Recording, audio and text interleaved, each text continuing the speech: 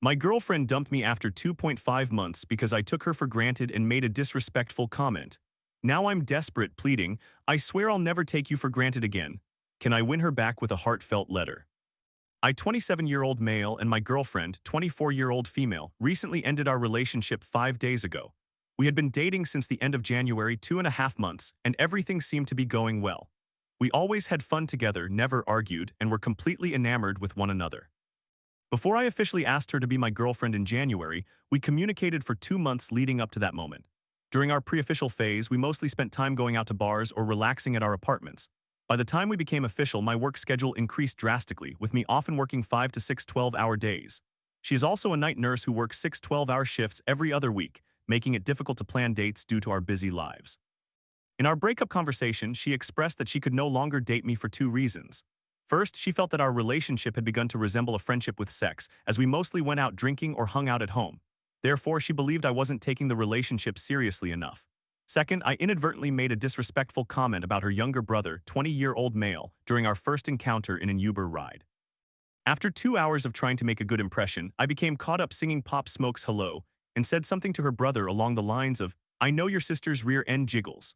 While that certainly was not the first impression I intended to leave on her brother, especially after having a good rapport with him until that moment, I feel it was simply a result of being drunk and getting carried away in the moment. Despite that incident, I have met many of her friends and they all praised me, expressing that I was a great match for my ex. Now that you have some background information, I am contemplating whether I should share this letter with my ex to express my feelings. I would like a woman's perspective on my letter and to know if what I wrote is something you would appreciate receiving from an ex. I want her back and am willing to make any necessary changes to win her back. The letter in question. I realize this is somewhat lengthy and I may come across as irrational, but this is the best way I can communicate all my thoughts and feelings that I was unable to express during our last meeting when you broke up with me. In retrospect, I wish I had been able to convey this to you during our final conversation, but I was so distressed over losing you that I couldn't think clearly or articulate what I needed to say, which ultimately led me to regretfully just get up and leave. Reflecting on our time together, I was genuinely thrilled to have finally found someone I connected with so well after a long 5 years of being single. I feel that I was somewhat blinded and selfishly riding that internal high of having a girlfriend again without paying adequate attention to nurture our connection and relationship. I acknowledge that I became too comfortable, but I am fully aware of that now, and I know how to immediately rectify it going forward. I had so many plans for us this summer, and now that my work schedule is more flexible, I have the time to demonstrate my commitment through my actions. I took you for granted, but believe me when I say that I would never take you or our relationship for granted again. I nearly left in November after my life completely turned upside down, but for some unexplainable reason I stayed. Shortly after I met you, I don't believe that was a coincidence. I firmly believe in fate and that God placed me in Milwaukee to find you. We share too many quirks and silly traits in common. It honestly seems surreal when you take a moment to think about it as I have. I wanted nothing more than to show you off to the world, and I am earnestly pleading for a fresh start or one date to demonstrate that things will be different this time. I would do literally anything in the world just to get a chance to start over with you. I truly only want you, no one else. I want you to be the last woman I am ever with, and I want us to grow old together. You don't need to change me. I simply lost sight of the bigger picture by not taking the initiative to find activities for us to connect on a more romantic and emotional level for a short period. I know you believe that we cannot recover from this, but I know for certain that we could, as you would see and immediately appreciate the changes in me. I struggle to understand how you can give up on me or us so quickly based on the initial 2.5 months, assuming that is how the rest of our relationship would unfold, especially considering I was working 5 or more 12-hour days nearly every week. It is not in the slightest. Now, should you have had to bring something to my attention to make me realize that I was not putting in enough effort? Absolutely not. However, you would never have to remind me again. I swear on my deceased grandparents' graves that this will never happen again. You are my number one priority, and I am ready to show it every day. I simply ask that you show a little faith in me. Despite my shortcomings, I believe I have earned that right from you. I never lied, cheated, physically or mentally abused, or manipulated you in any way during our time together. From what you have shared, I feel that I was everything your previous partners were not in those aspects. The only thing I did was drunkenly sing and regretfully make an inappropriate comment to your younger brother, which I should never have said in the first place, along with lacking the initiative to cultivate our emotional bond. That being said, I am in no way attempting to downplay my shortcomings because I understand how deeply they hurt you, and in part, your brother as well. The last thing I ever intended was to cause you or your loved ones pain or disrespect. I take full responsibility for my faults and sincerely apologize for them. However, I struggle to fathom why the mistakes I made with you do not merit a second chance. I acknowledge that what I said to your brother was completely wrong and out of line. I wish I could retract it, and I never should have uttered it in the first place. Had I realized what I had said at that moment, I would have apologized immediately. Still, being intoxicated and unable to remember is not an excuse. I am profoundly sorry for inadvertently disrespecting and causing hurt to you and your brother with my comment. At the same time, you did mention to me that, in some way, when discussing my lack of planning dates with your brother during a phone conversation, he somewhat defended me by stating that you could be partly responsible for my lack of initiative in planning dates, and the excessive drinking as you often invited your friends out with us. Since he stood up for me during that phone call, which occurred long after my regretful Uber comment, that alone should indicate that I can repair my relationship with your brother over time by demonstrating how much I care for you. He must have recognized some positive qualities in me to give me a little slack concerning my planning for our relationship, despite having been upset with me months earlier when I first met him, right? He did not have to say anything in my defense, yet he chose to do so anyway, even while still harboring resentment over the Uber incident. If there was no possibility of reconciliation due to my unacceptable comment to him, then I don't see why he would have defended me at all during your conversation. It simply doesn't add up. Ultimately, after I apologized to Peyton over the phone the night we broke up, all he wants is for his older sister to feel respected, loved, and valued by a good man, just like all parents and siblings desire. Moreover, I cannot forget the expression on your face when you tilted your head, gazed deeply into my eyes, and nearly cried while sharing how much you cared for me during one of our pillow talks a week before you ended our relationship. That look you gave me pierced my soul, and it is an image I will never be able to forget. In that moment, looking back into your eyes, I felt as though I could see our entire future together played out in a reel that ended with us holding hands while using our walking sticks as an elderly married couple. I swear to God, that is what I saw, and it made my heart flutter in a way that no words could ever express. Given that, I truly struggle to understand how you could consider giving up on us so easily, considering the larger picture. Our untapped potential as a couple is limitless. You know that, and I know that, whether you want to acknowledge it or not. I can see it in the way you look at me. You have profound feelings for me just as I do for you. What we share is incredibly special and cannot be replicated by just anyone. If there is any part of you that can recognize that a portion of our increased drinking was due to your influence and the constant involvement of your friends, then please, find it in your heart to grant me one last chance to prove all your doubts wrong. I am telling you with every fiber of my being that I understand how to date and take things seriously. I have done it exceptionally well before, and I am ready to do it again with you. I was simply out of the relationship game for so long that I lost focus on what truly matters, strengthening our relationship through one-on-one experiences together. That will not happen again. I swear to God, I know what I am doing this time around. I do not want just any relationship with you either. I want something real. If granted a second chance, our relationship would look and feel completely different. I would like to plan weekly dinner dates. I will help organize trips together to exciting destinations: Door County, Las Vegas, Nashville, or somewhere with a beautiful beach, etc. I will generate more activities for us to enjoy, such as pedal boat rides in Veterans Park, beach picnics, arts and crafts dates, sporting events, concerts, and festivals on a weekly basis so we can strengthen our bond. I am over the phase of excessive drinking. I desire more. I want to establish a genuine connection, a true partnership. A real relationship is what I want most in this world, and I know I am ready for it right here, right now with you. I swear to God, I can vow to you that if given one last opportunity, it would become one of the most significant and positive life decisions or Mount Rushmore decisions you will ever make, because I am confident in where it will lead us. I have never been more certain about anything in my life. I just need you to allow me the chance to prove you wrong. While I may have given you reasons to be disappointed in me before, I do not believe I have ever provided reason for you to doubt my trustworthiness. I have always been authentic and honest with you, so I am earnestly asking you to take a leap of faith for a genuine chance at love. All I am requesting is one date to show you that I can be the man you envisioned yourself being with in a serious, long-lasting relationship. Allow me to take you on one last date. After this date, if you do not feel confident that I will take this seriously going forward for the rest of our lives, then I will come to your side and accept that there is no returning for us. Until then, I will not cease to believe in us, because I know the feelings we have for each other are rare and unlike anything either of us has ever experienced before.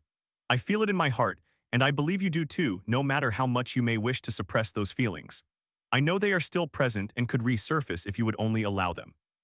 A deeper insight into my perspective.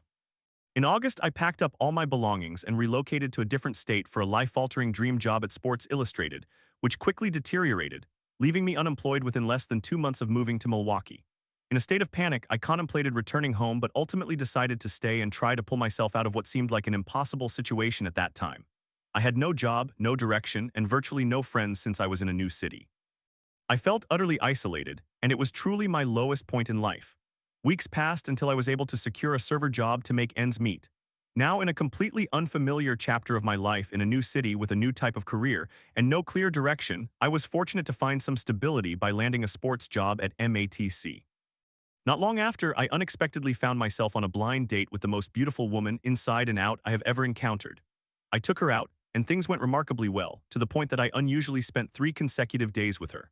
I finally left her apartment on Monday morning and returned home feeling genuinely happy for the first time in 5 years of being single, because I felt I had finally met someone who complimented me perfectly. I told all my friends and family about her, expressing that I truly believed I had found someone I could envision spending the rest of my life with.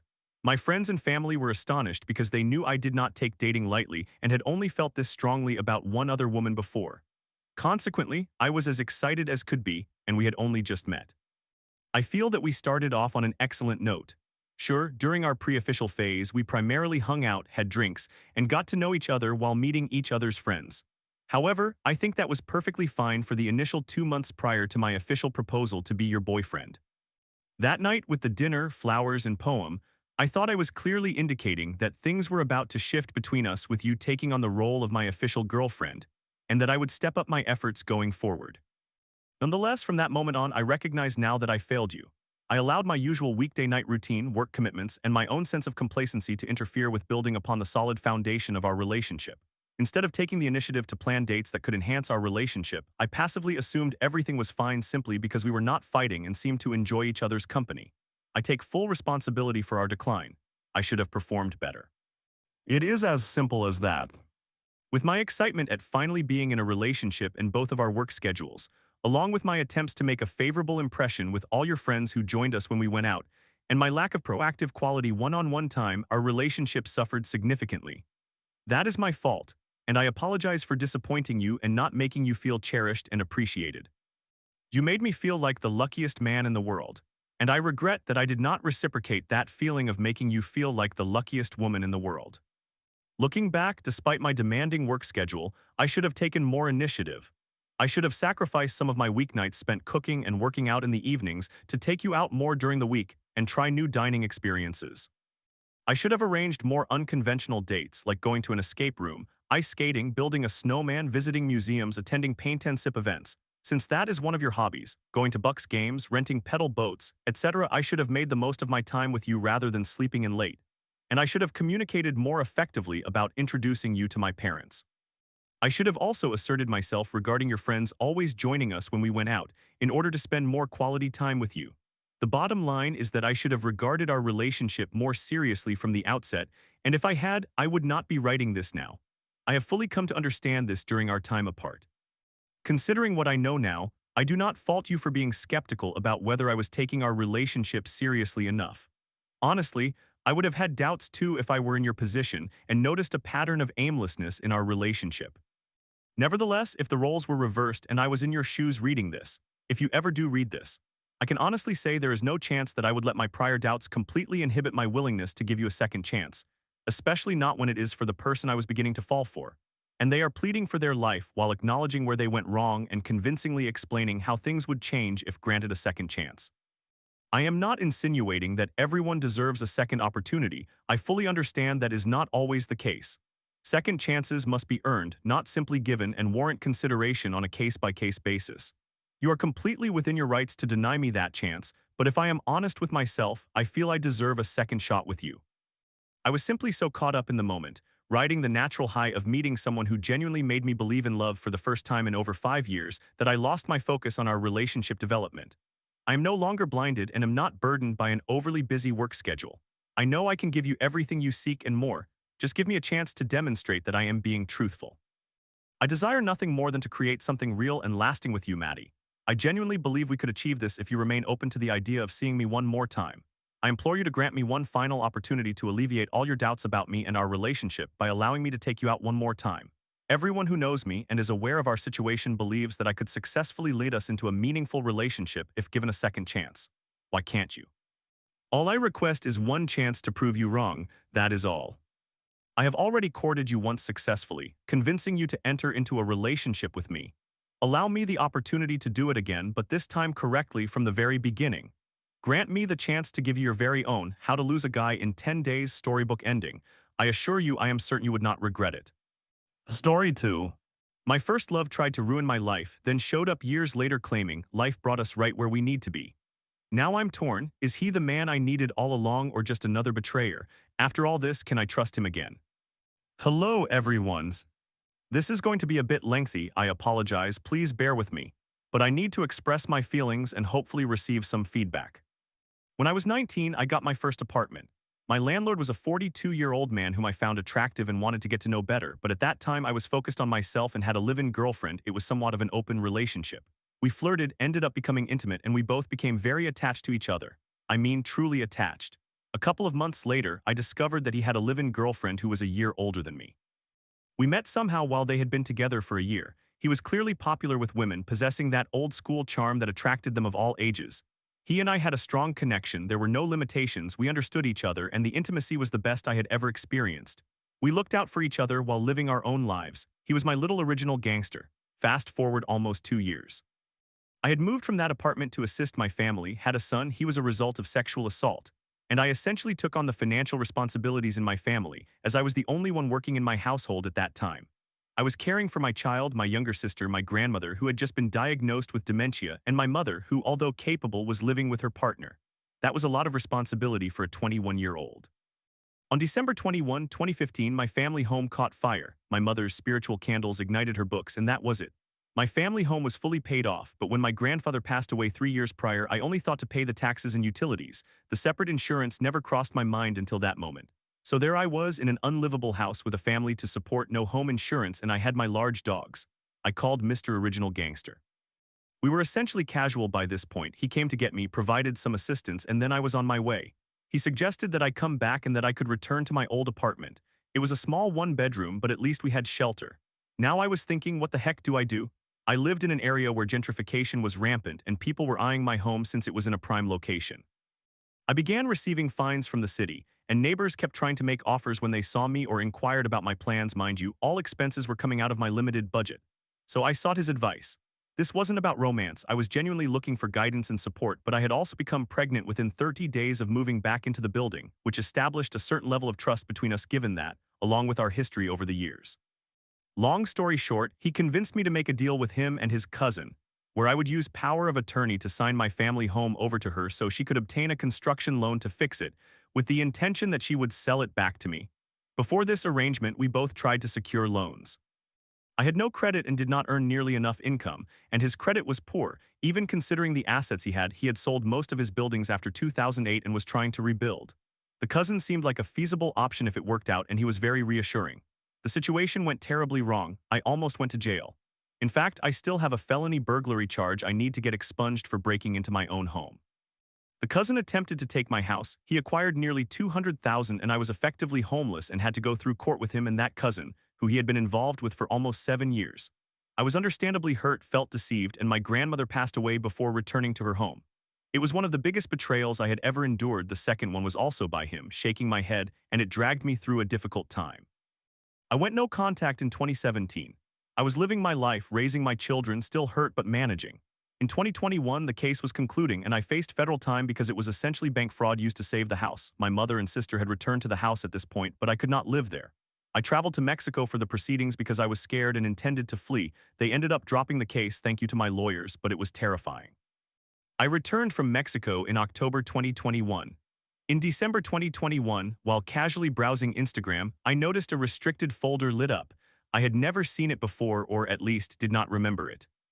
In that folder were 4 years worth of little messages from Mr. Original Gangster, commenting on my life and things I had posted over the years, but I had never seen any of them. I suspect my ex, who had all my passwords, restricted him at some point while we were together. The last message was about a week before I discovered them. My foolish self responded. He love-bombed me intensely, expressing how much he missed me, emphasizing that no one ever connected with him like I did, apologizing, claiming he had started a trucking company and that I needed to come and work with him because my investment had funded it, and that he would make me a millionaire by 30 by buying me a building. I thought to myself. So you took my money and started a business while making even more money. My wounded 22-year-old self wanted what she felt was owed to her. So I entertained him, but I was apprehensive about meeting. Initially, he wanted to fly me to Atlanta because he was there purchasing a G-Wagon, which also intrigued me, not because I was materialistic, but because I wanted what was mine. I didn't fly down, but we met at a restaurant when he returned. Despite everything, I missed him. He used his charm generously and convinced me to consider running this business with him, claiming he needed me. We ended up at a hotel and were intimate for several days. That week, we set up the office for the trucking company in the apartment building. He provided me with a salary and keys, I handled dispatching, and we made approximately $100,000 a month with 4 trucks. I was 27, approaching 28, and he was 50 at that point, still in a relationship with his live-in girlfriend. About 2 weeks in, he declared, "You have always been my girl, you understand me and my body." I was talking to, let's call her sister wife, and told her I need 2 women. I have always had my freedom, but I want to do it right, and it has always been you. In my mind, I thought, yeah, okay, sure. But he was showing me. We spent every day together building the business. On January 28, 2022, I found out I was pregnant, mind you. He had asked for a baby during that time. From that moment, everything spiraled again, especially when he realized I was not carrying a boy. It turned out sister wife was also pregnant with a boy due in September while I was due in October. He showed his true colors, tried to pay me to terminate the pregnancy, withdrew financial support, and said he was signing away his rights, etc. It was betrayal number 2, and I felt even more foolish, broken, and filled with all the emotions. I managed to pick myself up, sought housing from a shelter, and began rebuilding, though I was admittedly in a low place for a long time. I felt I had wasted my youth on this older man who never showed any concern for me. Now I have 3 children and no support. Fast forward to 2024, my daughter is 1 year old and has seen her father maybe 5 times at most. For the life of me, I cannot recall how we reconnected, but around mid-year, he began showing up again. This time it felt different for me because I had no trust left, but I deeply wanted my baby girl to have a relationship with her father since I did not have that, so I was open to it. Throughout the next few months, I learned the trucking business had collapsed, literally right after I left. He was now driving trucks himself like he had a job, and one thing about him is that he hustles. He rarely takes a job unless absolutely necessary, but he had squandered that money. I just listened while keeping my guard up. I had just turned 30, was still navigating the postpartum fog, and was in a justified bitter phase. In June 2024, I was about to move, unknowingly close to where he worked, and had just secured employment. This began a new wave of complications. To be honest, I struggled to remember how I became involved with him again, but in June 2024 we began to rekindle our relationship. However, I was cautious, not getting too attached and preparing for things to go wrong. We were involved, but I was focusing on myself. I didn't have a partner, but I was talking to and flirting with others, and I think I slept with someone besides him twice in the last 6 months of 2024. He had stated that he wanted me to be exclusive with him, but I disregarded it. In January of this year, I got drunk, and somehow, according to him, I began sharing my roster with him. I was intoxicated and don't remember any of it, revealing messages from the present and up to 2 years ago. That led to the most intentional and vulnerable discussion we have ever had in the 12 years we've known each other. He told me he never believed I could be exclusive, implying that he felt I didn't recognize my own worth, and stated that he needed his partner to focus solely on him. He admitted he would always provide intimacy, but didn't take me seriously because he didn't think I could commit my mind to him. He said I spread myself too thin with my family and needed to embrace my feminine energy. He mentioned that he chose sister wife because she never challenged him and follows his lead. Now that I'm older, he claims to see my vision and believes what I have built in myself is what he needs, asserting that no man he observed me interacting with compares to him and that he genuinely wants to claim me this time. If I allow him, he intends to teach me everything he knows. In my mind, I think, yeah, thanks for the direct contribution to my difficulties. Just imagine if I hadn't been in survival mode for the last 10 years. Additionally, a month or 2 before this conversation, I told him he just came around to occupy space so I wouldn't move on. I still somewhat believe that. He then began to do all the things I had always requested, the most significant being obtaining life insurance for my children. It's bittersweet. On one hand, I am grateful because I see my children benefiting from him, yet on the other hand, I feel he saw no value in us until now because he has always understood what we required, but chose not to provide it while offering it elsewhere. To clarify, I am not a woman who simply needs a man. Over the past 10 years, I dealt with him, but after going no contact in 2017, I entered a relationship that lasted 4 years until 2021, and then I was celibate for 8 months while in Mexico before reconnecting with him. After having my daughter, I remained celibate for a considerable amount of time again. I truly enjoy my solitude, and I feel I may have overextended myself. Since that discussion, I have changed my number at his request and severed all communication with men in my life. Whether I deal with him or not, that was something I needed, and I feel much lighter. He has started teaching me trading, and he is restarting the trucking business. He approached me today about establishing the offices in my home. He has a key, helps put the kids to bed. We make love nearly every day, and he has requested that we try for another child so we can do it right from the start. I am avoiding that since I suspect it's because he and sister wife's son has severe autism, and his narcissism wants to prevent that from happening again. He frequently comments on how advanced our daughter is compared to her brother. Our children adore him, and I cannot deny that having a man's support feels good, but it remains sour because I know this is the version of him that sister wife has always experienced. She never had to worry, he provided guidance and leadership, yet I feel he is coming to me for some of that same energy now. It's as though he needs a safe space to figure things out, think, and breathe. He is now 53 and karma has hit him hard. He has given me clarity, shattering my unreasonably high optimism and hope with logic and reason. He brought me back to reality. Although I am generally an optimistic person because my God has shown me so much grace, I understand due process and human nature and will only place that kind of blind faith in the Creator universe. I do not know if it is because life has humbled him, but he is stepping up most importantly for our children. It's like I am dealing with an entirely different man. He asserts that life brought us to this point because God needed both of us to grow, yet I believe that life has always united us and blessed us. I think he believed he was smarter or better than me or us, or something similar, or perhaps I was truly gullible, and now that I am older and allowing space for my dreams, he wants to take advantage of that as well. He has been a significant contributor to my development this year and in life. As much as I want to dislike him, I can't. He said that either this time we will get it right or this will prepare me for a genuine man relationship. For the record, I am an attractive woman, fit, intelligent, wise even if I do not apply it to myself, and I have suitors. I can find a quality, stable partner, and having children does not hinder that. However, will I find someone I trust around my children I am attracted to and who understands me? That is another question. Mr. Original Gangster embodies many of my ideal traits in a man as well as some I detest. When he enters a room, everyone knows a man is present, but over the past 6 months I have begun to see him in a different light and understand how many of the personas he presents came to be. My soul will always love his soul. We were meant to meet in this life, but now I cannot help but lament the possibilities that awaited me. I have finally shifted from my heart to my head and am now in a relationship that my heart desired but is operating through logic. It creates a whirlwind of confusion inside. Although I am much more grounded, I have been traumatized by him and do not desire a relationship as much as I want to make our family work. I understand he is an all-in or all-out type of person, and I think my children are benefiting. I am uncertain about what I hope to achieve by sharing this. It has been weighing heavily on me, and I feel good to have released it from my mind. I am the friend who listens to others' problems but pridefully does not seek advice, so I am grateful for this outlet if nothing else. A Story 3. I fell hard for a girl who became my lifeline after years of addiction and heartbreak. I love you, I told her, but my past hauntings led me to cheat. Now she's broken and walking away, but I can't live with the pain I've caused.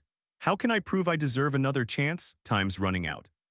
M25F26.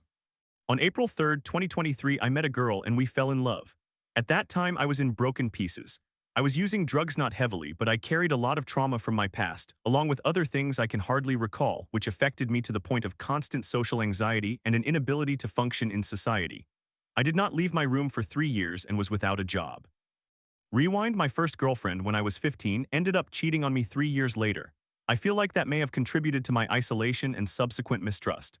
I met this girl and she seemed great at first. However, I had often seen her sharing rather provocative posts on Facebook, which led me to believe that she might not be a suitable person to date but rather just a hookup.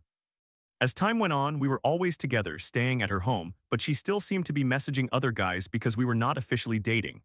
Initially, I did not mind, but I became a bit jealous because I was uncertain about where we stood. She would tell me to give her my full commitment while I began to spend some days doing my own thing, socializing with friends or whatever. As time passed, she was still using Tinder and messaging until June, but I saw something on her phone that referred to July. By July, when we were getting more serious, I confessed my love for her, but she remained guarded and insisted on being friends. However, after a month or two, she told me she loved me and cried. I was so happy because it felt like we were already in a relationship, but I always carried insecurities and anxiety about not being good enough for her. Our relationship took off and everything felt perfect. The intimacy was frequent at first but quickly declined, like in August. Weeks and then months would go by, leading me to question myself each time I faced rejection. I even began sleeping in the lounge because she wanted the bed to herself. I felt significantly alone after a while, as though she was no longer sexually attracted to me. It reached a point where she showed some intimacy and came to lay against me while I sat on the couch, which she had never done before. I felt a rush of happiness. I am just adding key points to explain my mindset. For your information, I gave up drugs. For a long duration, we had minimal intimacy, so when we did, I often struggled to last because I felt so built up and anxious that it might be weeks or more before we would be intimate again. Intimacy for me was not solely about physical pleasure. It meant much more than that. Her lack of desire made me feel small inside. She claimed to not be a sexual person, but at the beginning of our relationship, I saw her sending flirtatious snaps to guys and even showed me a list of the 30 people she had been with. Meanwhile, her friend, with whom she had previously been intimate, was sending her inappropriate messages, and although she was scared of him, she still expressed deep feelings for him. We had sex and she became pregnant. She had an abortion, which I did not want, but she felt she could not have a child. It affected her considerably, so I was okay not initiating any intimacy for months during September. Throughout these months, she consistently refused to block this guy who she had previously seen despite being threatened by him and him sending rude messages, followed by moments of niceness and even sending a picture of his genitalia, which he would then delete like a weirdo. I asked her to block him out of respect for me, but she refused, saying I could not tell her what to do. She kept him around in case he posted something about her or something along those lines. This situation continued for a while until I grew weary of spending all my time in the lounge, wondering if she was involved with someone else while I was paying bills in a home that was not mine. She continuously rejected me for months at a time, with the occasional instance of intimacy. Eventually, I no longer felt comfortable trying to initiate because of how many times I had been turned down. I would feel awkward or would make attempts in an uncomfortable manner, which was never the case with any of my previous partners. As the months passed, we still shared wonderful and affectionate moments, but intimacy was rare. By January 2024, I observed on her Snap maps that she was at a tennis court. The guy lives nearby. I woke up, checked Snap, and asked why it stated she was at the tennis courts. She lied, claiming she hadn't left the house. I believed her, but the next day she confessed to meeting up with him to talk since she had an apprehended violence order against him, meaning they could not be seen together. She said they spoke and that she wanted to clear things up and let him know she was in a relationship and that he needed to respect that. He is a sly person, and he said something that made her respond, "It's a good thought," regarding their previous sexual interactions. She told me about this incident. However, she confessed but still did not block him, which plunged me into a state of panic. I felt anxious every day, feeling worthless as if she were doing something behind my back while I was at work. We literally never slept in the same bed. I started taking Xanax and similar medications just to get through the day without going borderline crazy. One night I was on the couch again, and I decided to reply to a girl I used to talk to but had never met. Over time, my girlfriend treated me like a friend, and I could not determine whether I was being played. I paid bills and gave her money for random expenses I never got back while worrying I was being cheated on during my graveyard shifts. One night I went through with meeting this girl and I felt uneasy about it, but I was so neglected that I just wanted to have a connection with the girl I loved, not just someone from my past. We ended up having sex, and afterwards I felt a sinking feeling of regret. I did not tell her about it because I didn't want things to end. For your information, I know I am a terrible person. I was using drugs during this period, so my judgment was nothing short of poor. This occurred in April. Shortly afterwards, she wanted to break up and she found out about what happened in September. I went to the city and lost myself in oblivion with drugs to escape reality. I then got in touch with her old friend and he mentioned she would add him on Snapchat, message him, then delete him repeatedly, saying she felt guilty because I was so good to her. They stopped communicating, but she denied it, saying he was lying. Yes, I cheated, but now it appears I may not have been feeling this way for no reason. I understand it was wrong of me and I wish I had never done it. I never wanted to make those choices, but I acted under the influence of drugs. The decisions I made are my responsibility and I accept that. I trust her word over his, but deep down, I know something is off, so I constantly overanalyze and remain on guard around her. Throughout this time, it felt like she looked at and treated me as though I was lesser in value, as if I were not good enough, if that makes sense. Even though I was with someone else, I still despised how my life and relationship were going because I just wanted to feel her love. Blocking that other person should not have been an issue, especially considering what he was sending and what I learned about his conversations with her. We began to fall in love again, and things improved significantly around July-August 2024. Although intimacy was lacking, I felt more loved and she blocked him, which made me feel more valued.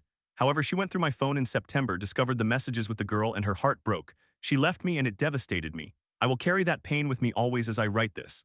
I can hear her crying, clear as day, as if her soul left her body. I did everything in my power to make things work, and she eventually took me back. I despise myself because it reached a point where we were truly in love and all my previous issues with her faded. Then this happened. She took me back under certain conditions, having access to my details for various accounts.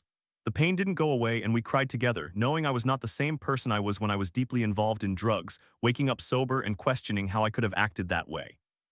We endured the pain together for months as I did everything I could to make amends. Our intimacy increased significantly because I sensed she felt she was not good enough, but in reality, all I desired was her. Then things returned to a neutral state and we had a wonderful Christmas, but around January, intimacy dropped off completely. This year, we have only been intimate once, but I do not blame her. As the weeks and months passed and I faced rejection while rarely initiating intimacy, the feeling that she may not be sexually attracted to me returned. At the beginning of March, she started a new job that required her to stay in a hotel for training 4 days a week for 4 weeks. I had suspicions because we had each other's Facebook and Instagram accounts, but she made me delete my Snapchat after the cheating, which was fair. However, I noticed guys trying to follow or add her without any mutual connections, particularly after she went to the city. Fast forward to the 11th. I woke up to her yelling at me about an issue with the dishwasher, swearing at me, and despite my calmness while fixing it, I decided to leave for my place to avoid any further conflict since she seemed to dislike me at that moment. Upon returning home, I found a message from her saying she wanted to break up. However, the day before she had her hair and eyelashes done, received a spray tan, and also groomed herself. At the time, I did not think much of it, but that was the day before she requested space, which eventually led to her decision to end our relationship. Just days earlier, we had been so in love and happy again. She expressed a desire to prioritize herself as she felt miserable and wanted to stay with me but was breaking down in tears over the pain of leaving, despite not wanting to go. I loved this woman with all my soul. When I made those mistakes, everything was different. It was not like it is now. This is my girl, the love of my life. I know you might say that if I truly loved her, I would not have cheated, but she is the love of my life and I would do anything to fix this. I cannot give up on her, nor will I live with myself for the pain I have caused to someone I feel blessed to have known. I included certain details about her and the other guy to provide insight into what caused me to question everything and lose myself. I believe she was fine all along, but my insecurities ruined things. I love her dearly. I can see her cry when I glance at her because it breaks my heart to know she is leaving, and I wish we never had to arrive at this point. Is there any way I can make things right? I will do anything. I understand you might suggest giving her space, and I am doing that, but she may leave and never return. I cannot live with myself knowing I have hurt this girl. It will consume me for life. I need to take action. I love her deeply and she loves me, but I have likely caused her trauma through this ordeal. She knows I would never make that mistake again. Our love is genuine now, without any doubts. However, I am seeking advice on how to keep her in my life and make a positive impact. I do not want our story to be defined by the pain I have caused, when in reality there was a love between us that I cannot find elsewhere. She's the only one for me. You may suggest moving on, but what I truly need is guidance on how to repair our relationship and demonstrate to her that I deserve another opportunity because our love is worth it. I cannot give up on her. She is my heart. How can I make her reconsider giving me a final chance? Story 4. My friend group booked a cabin trip without me while my best friend chose them over our plans. I have to choose, she said, leaving me home alone. Now I'm reflecting on my stubbornness. Should I apologize or just move on? Am I the villain in my own story? First of all, I apologize for any English mistakes as it is not my first language. Secondly, this is my first post. I am not sure if it belongs here, but writing it helps me process my feelings about this situation, figure out my next steps, and possibly read some external opinions. It all began about 2 weeks ago. My group of friends wanted to plan something for the upcoming holidays since it had been a while since our last big outing. Initially, they suggested using my family's cabin and asked if I could arrange it. While this detail is not crucial, the dates I could access the cabin did not align with when most of the group was available, so those plans were canceled. A week later, I made separate plans and made a reservation for an activity with my best friend. She is not part of my main friend group, but they know each other, and she is even friends with 2 members of that group. Meanwhile, my friend group still wanted a holiday trip, so they began searching for rental cabins. As this week arrived, they had not made progress in finding a cabin or determining who would be going with them. On my end, things became a bit more complicated. I could no longer join their potential trip because my parents informed me that they were going to the family cabin and invited me. Since I already had plans and a reservation with my best friend, I declined. As a result, my parents asked me to stay home and take care of our dog. The real issues began when my friend group started inviting people to their cabin trip, and my best friend was among those invited. My best friend had previously told me she would not go to a cabin with us again due to some bad experiences 3 or 4 years ago, nothing serious, but she mentioned that she did not like the atmosphere and felt a little uncomfortable in those types of gatherings. Therefore, I was naturally surprised by her agreement, especially since the departure date coincided with our planned activity. She never mentioned her participation. In fact, she seemed to avoid the topic or was vague when discussing her holiday plans. While I understand she does not have to share everything, I found it strange that she kept this to herself. It seemed obvious that I would find out, given she was going with my friend group, the same people I talked to almost every evening on Discord, where their trip was being actively discussed while I was present. I assumed she had her reasons, so I did not push further. As the trip date approached, and with no concrete plans for who was attending or where, I had little faith it would actually happen. Since my best friend had not suggested canceling our plans, I did nothing but wait and see how things would turn out. The day before, their initial trip idea fell through. However, they continued to discuss going with a smaller group of 4. My best friend, assuming their trip was canceled, contacted me to make additional plans for the holidays beyond our existing one. I was genuinely happy at the thought of not spending the holidays alone. But then my friend group decided to just go for it, renting a cabin and welcoming anyone who could and wanted to join. In this spontaneous decision, my best friend was re-invited. Shortly after, she texted me again. She said she could not go along with the additional plans we had discussed, but she reassured me that our original reservation was still on and she would not miss it. I was okay with this, though a little disappointed that I would only spend about an hour with her during the week-long holiday. Still, if that was what she wanted, I would not object. Meanwhile, my friend group was actively inviting people and searching for a location. They found a nice cabin for 6 and immediately booked it, setting a 6 p.m. deadline that day for the confirmation of who would be attending. The cabin was about a 5.5-hour drive away. Knowing this, I realized it would be very difficult for my best friend to do both our plan, finishing at 3 p.m. at the earliest, and leave with my friends early. She even looked into flights to try to make it work. On my side, my parents then told me they would not be going to their cabin, so I was not obligated to stay home. This meant I could potentially join my friend's trip, but I already had my commitment to my other friend. This is where I believe I made a mistake. I was the only one aware of both sides of the situation. I knew why my friend could not leave early with them and why she was trying to find alternatives to join them. However, I was stubborn. Having already said a week before that I could not go, I felt excluded from their plans, which were already close to being finalized. I did not want to suggest moving my plans with my best friend, especially since I initially had no way to get to their trip. The drivers would leave early and I could not afford a flight. Furthermore, the cabin they booked was for 6, which they had seemingly filled. They did mention that if more people wanted to join before 6 p.m., they could upgrade to a larger cabin for 8. This meant that if I had told my best friend I knew she was going on that trip, we could have potentially altered our reservation, and we both could have traveled in the cars with my friends going together. But again, I was stubborn. I did not want to change our reservation unless my best friend brought it up first, and I hesitated to tell my friend group that after a week of saying I could not go, I was suddenly available. While I was being stubborn and perhaps prideful, the 6 p.m. deadline for the cabin arrived. They finalized the payment and booked the cabin for 6 people. Meanwhile, I was unaware of my best friend's final decision. I did not know if she planned to leave later, if she had booked a flight, or what her intentions were. The only thing I felt certain about was our existing plans. But then my best friend called me and asked if we could move our plans to another day, explaining she had something and had to choose one. I will not lie, that hurt. I am not entirely sure why. Perhaps it was the way she phrased it, or the fact that she chose the cabin trip with my friends despite previously stating she never would again. Logically, I know it is easier to reschedule a plan involving 2 people than to adjust the schedules and transportation of 6. So my only real reason for not going on the cabin trip was gone, and now it was too late to join. I am left at home with all my friends out of town, trying to figure out what to do next. Here is my problem. Initially, I was overwhelmed with emotions, anger, sadness, and disillusionment, mostly directed at my best friend. In my mind, if she had informed me sooner, we could have all gone together. But after reflecting all night, I realized that I am not angry with her. In my opinion, she did not do anything wrong. I am angry at myself for being stubborn and for not taking any initiative. I could have easily told her I knew about the cabin trip and that we could adjust our plans. Because of my initial emotions when she called to reschedule, I was short and cold with her, even though she did not deserve that reaction based on my own inaction. Right now, I am trying to decide if I should apologize to her for being cold and come clean about everything I knew, or if this is just me seeking some comfort or validation.